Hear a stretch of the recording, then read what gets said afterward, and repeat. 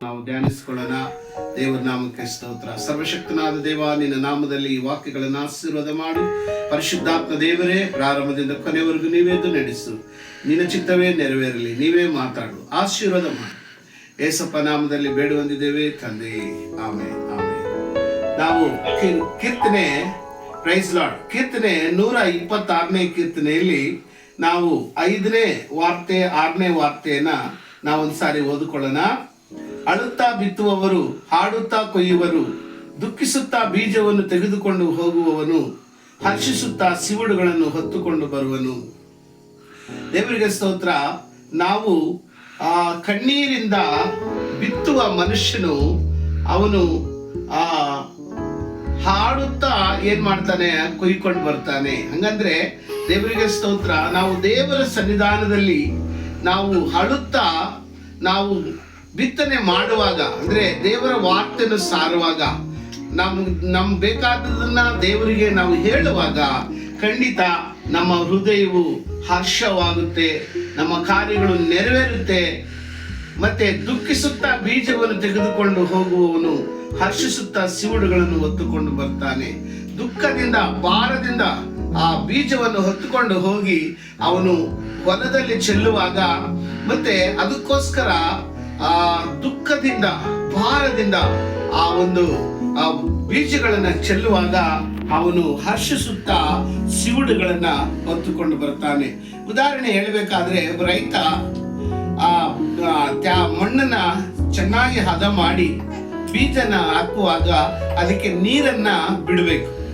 ಹಂಗಂದ್ರೆ ದೇವರ ಮಕ್ಕಳಾದ ನಾವು, ದೇವರ ಸೇವಕರಾದ ನಾವು ಸುವಾರ್ತೆಯನ್ನ ಸಾರ್ತೀವಿ.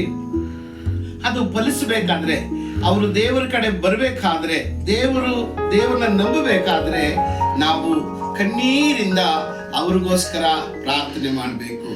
ದೇವರಿಗೆ ಸ್ತೋತ್ರ. ಆಗ ಅದು ಆ ನೀರು ಆ ಬೀಜದ ಮೇಲೆ ಹೋಗುವಾಗ ಅದು ಮೊಳಕೆ ಬಂದು ಫಲ ಬರುತ್ತದೆ ಅಂತ ಎಂಬುದಾಗಿ ನಾವು ನೋಡ್ತೀವಿ.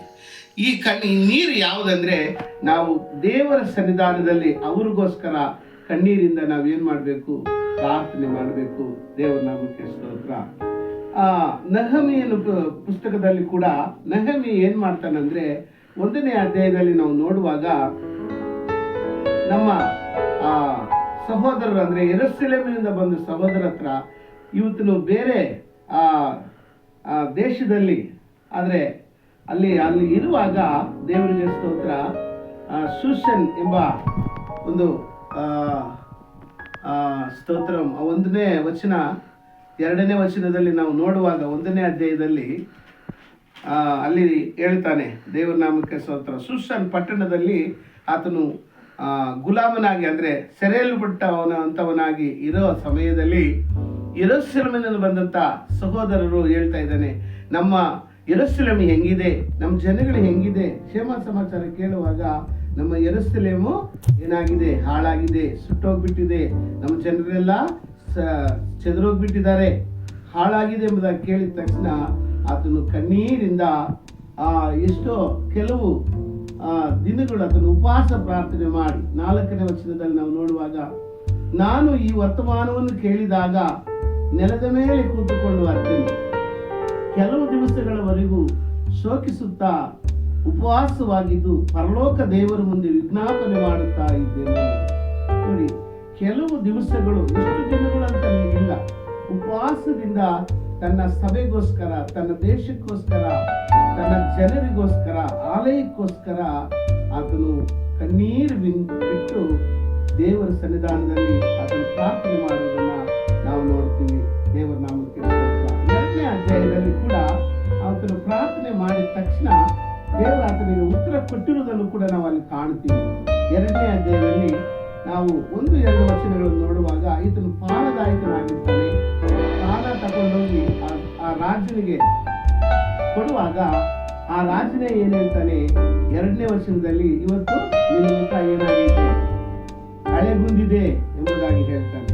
ಆಗ ಹಿಂದೇನೆ ಇವನಿಗೆ ಭಯ ಆಗಿ, ಆದರೂ ಧೈರ್ಯವಾಗಿ ಏನ್ ಮಾಡ್ತಾನೆ, ಹೇಳ್ತಾನೆ 3ನೇ ವಚನದಲ್ಲಿ, ನಾನು ಅರಸನು ಚಿರಂಜೀವಿಯಾಗಿರಲಿ, ನನ್ನ ಪೂರ್ವಿಕರ ಸಮಾಧಿಗಳ ಪಟ್ಟಣಗಳು ಹಾಳಾಗಿ ಅದರ ಬಾಗಿಲುಗಳು ಬೆಂಕಿಯಿಂದ ಸುಟ್ಟು ಹೋಗಿವೆ. ಹೀಗಿರುವಲ್ಲಿ ನನ್ನ ಮುಖವು ಗುಂದದ ಇರುವುದು ಹೇಗೆ ಎಂದು ಹೇಳಿದನು. ಆಗ ಅರಸನು ನನ್ನನ್ನು ನಿನ್ನ ಅಪೇಕ್ಷೆ ಏನು ಎಂದು ಕೇಳಿದನು. ನಾನು ಪರಲೋಕದ ದೇವರನ್ನು ಪ್ರಾರ್ಥಿಸಿ ಅರಸನಿಗೆ ಸ್ತೋತ್ರ. ನೋಡಿ, ರಾಜನ ಮುಂದೆ ಮೊಣಕಾಲಾಕಿ ಪ್ರಾರ್ಥನೆ ಮಾಡಿರ್ಬೋದಾ? ಇಲ್ಲ, ಮನಸ್ಸಿನಲ್ಲೇ ದೇವರ ಹತ್ರ ಪ್ರಾರ್ಥನೆ ಮಾಡಿದರೆ ದೇವರ ನಾಮಕ್ಕೆ ಸ್ತೋತ್ರ. ನಾವು ಉಪವಾಸದಲ್ಲಿ ದೇವರ ಹತ್ರ ಹೋರಾಡಿ ನಾವು ಪ್ರಾರ್ಥನೆ ಮಾಡಿದ್ರೆ ಖಂಡಿತ ನಮ್ಮ ಆತ್ಮ, ಪರಿಶುದ್ಧಾತ್ಮ ನಮಗೋಸ್ಕರವಾಗಿ ರಾಜನ ಮುಂದೆ ಆಗಲಿ ಬೇರೆಯವರ ಮುಂದೆ ಆಗಲಿ, ಒಂದು ವೇಳೆ ನಮಗೆ ವಿರೋಧವಾಗಿ ಬರುವಂತ ಶತ್ರು ಮುಂದೆ ಆಗಲಿ ನಾವು ಪ್ರಾರ್ಥನೆ ಮಾಡುವಾಗ ಖಂಡಿತ ನಮಗೆ ಸಹಾಯವು ಆ ಶತ್ರು ಮುಖಾಂತರನೇ ನಮ್ಗೆ ಒದಗುತ್ತೆ ಎಂಬುದಾಗಿ ನಾವು ಈ ವಾಕ್ಯದಿಂದ ಅರ್ಥ ಮಾಡ್ಕೊಳ್ತೀವಿ. ದೇವರ ನಾಮಕ್ಕೆ ಸ್ತೋತ್ರ.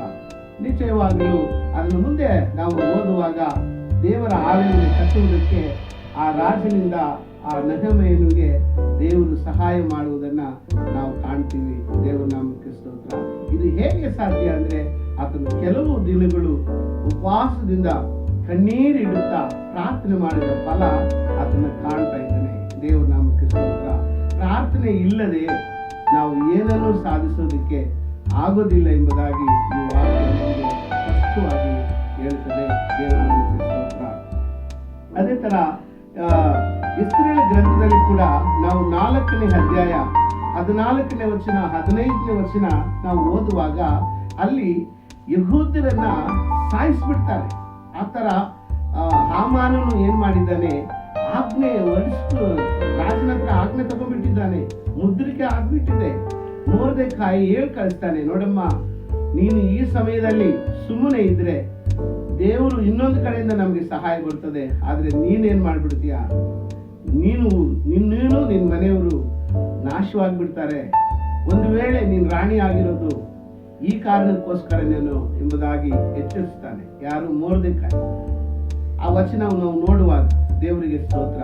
ಹಿಂದೆನೆ ಎಷ್ಟೇ ರಾಣಿ ಏನ್ ಮಾಡ್ತಾಳೆ ಅಂದ್ರೆ, ನೀವು ಹೋಗಿ ಉಪವಾಸ ಪ್ರಾರ್ಥನೆ ಮಾಡ್ರಿ, ಯಹೂದ್ರನ್ನ ಸೇರಿಸ್ರಿ, ನಾನು ಕೂಡ ಏನ್ ಮಾಡ್ತೀನಿ, ಅರಮನೆಯಲ್ಲಿ ಹೋಗಿ ನನ್ನ ಸಖಿಯರ ಜೊತೆಗೆ ನಾನು ಕೂಡ ಉಪವಾಸ ಪ್ರಾರ್ಥನೆ ಮಾಡಿ, ರಾಜ ಆಗಿನ ಕಾಲದಲ್ಲಿ ಕರೆದ್ರೆ ಮಾತ್ರ ಹೋಗ್ಬೇಕು, ಕರೆದಿಲ್ಲ ಅಂದ್ರೆ ಯಾರು ಹೋದ್ರು ಚಿರುಚ್ಛೇದನೆ ಮಾಡ್ತಾರೆ, ಅಂದ್ರೆ ಕಟ್ ಮಾಡ್ತಾರೆ, ಸಾಯಿಸ್ಬಿಡ್ತಾರೆ.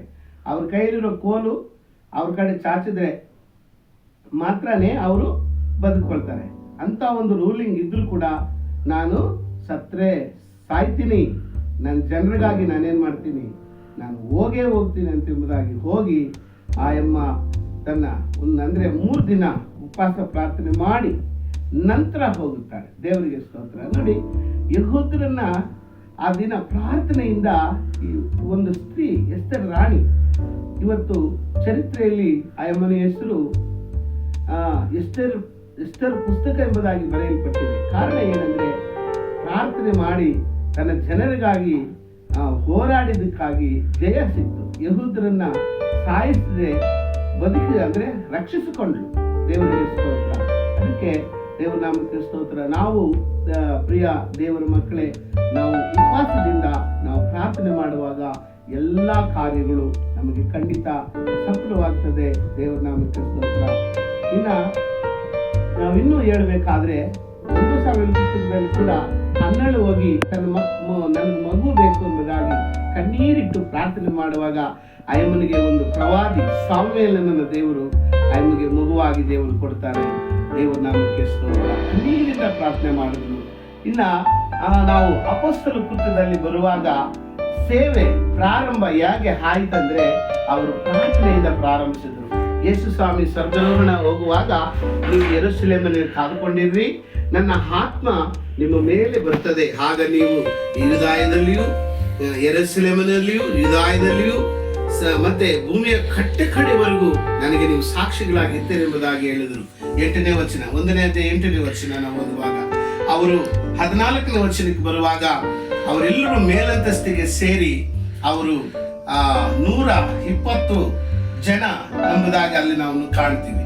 ಅವರು ಎಲ್ಲರೂ ಸೇರಿ ಆಸಕ್ತಿಯಿಂದ ಒಂದೇ ಮನಸ್ಸಿನಿಂದ ಏಕ ಮನಸ್ಸಿನಿಂದ ಅವರು ಪ್ರಾರ್ಥನೆ ಮಾಡಿದ ಕಾರಣ 2ನೇ ಅಧ್ಯಾಯದಲ್ಲಿ 1ನೇ ವಚನದಿಂದ 2ನೇ ವಚನದವರೆಗೂ ನಾವು ನೋಡುವಾಗ ಪರಿಶುದ್ಧಾತ್ಮನು ಅವರ ಮೇಲೆ ಬೆಂಕಿಯಾಗಿ ಹಿಡಿಯುವುದನ್ನು ನಾವು ನೋಡ್ತೀವಿ.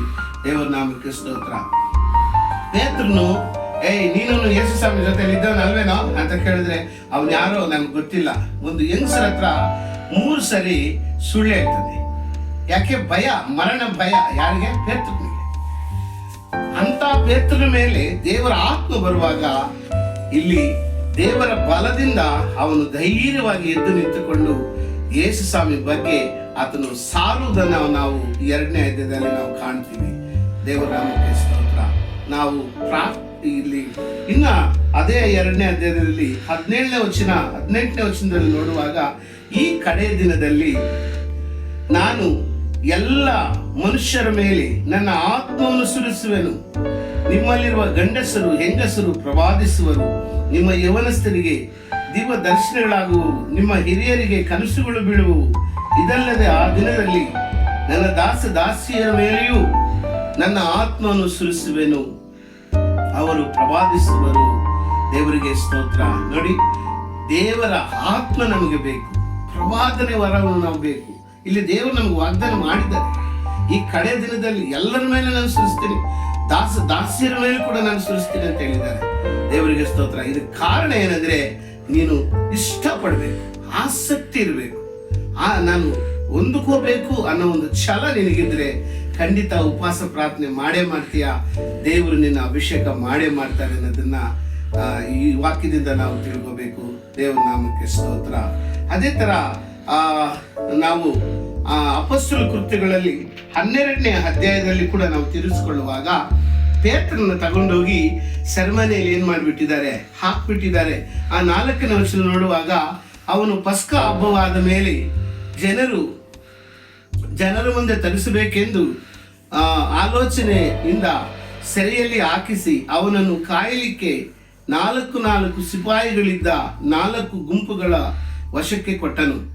ಪೇತ್ರನು ಸೆರೆಮನೆಯೊಳಗೆ ಕಾವಲಲ್ಲಿದ್ದಾಗ ಸಭೆಯವರು ಅವನಿಗೋಸ್ಕರ ಆಸಕ್ತಿಯಿಂದ ದೇವರಿಗೆ ಪ್ರಾರ್ಥನೆ ಮಾಡ್ತಾ ಇದ್ರು.